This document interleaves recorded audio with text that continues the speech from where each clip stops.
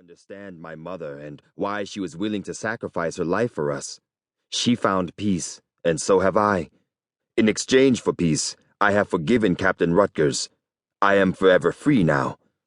Have you found peace, my love? Please tell me you have.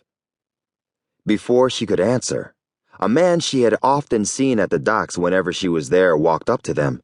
He smiled pleasantly and in English said, "Excuse me, good sir," bowing as if Amir were Louis XVI, who would be executed by guillotine January 21st, 1793, less than a year from now. "Did you just arrive from the Isle of Santo Domingo?" Lauren was about to answer when Amir said, "I've learned to speak English." He looked at the man and said, "I was on the island, sir, yes." "That's what I thought," the man said. "And this is for you." He pulled out an ivory-handled flintlock pistol.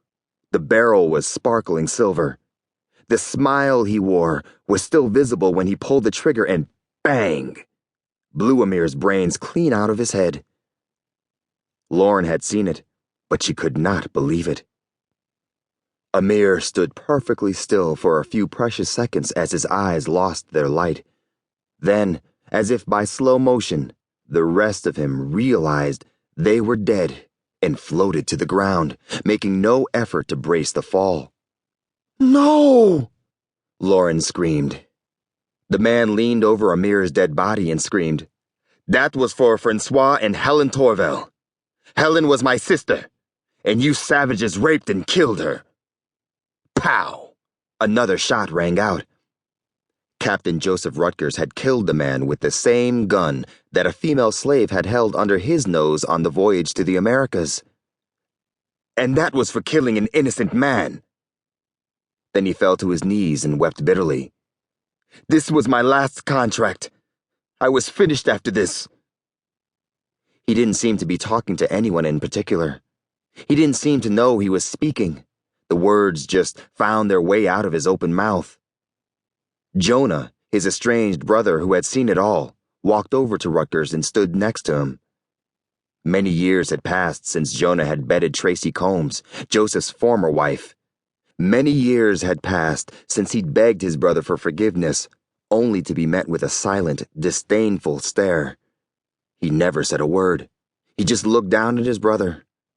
As his life of rebellion against his God flashed before his eyes, as he thought about all the slaves he had transported across the Atlantic, as he pondered just how far he had fallen away from his Christian beliefs, Joseph sensed someone was staring at him. He turned to see who it was. When he saw his brother's compassion, Joseph wrapped his arms around his legs and said, "I forgive you, Jonah." Chapter 2. How can there ever be any peace in a place such as this? It had all happened incredibly fast. So fast, in fact, that no one could have prevented it because no one could have seen it coming. Just seconds ago, Ibo Atika Mustafa, who had become Lauren Renee Bouvier, had been reunited with the love of her young life.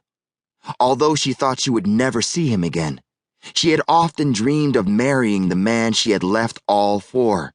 She had told herself that if Amir was ever found, if they were ever reunited, she was going to convince him to put away his sword. She was going to convince him to put the past behind him, accept their fate, and stay in America, marry, and live out their lives as Americans. But all of that was over now. There would be no happily ever after.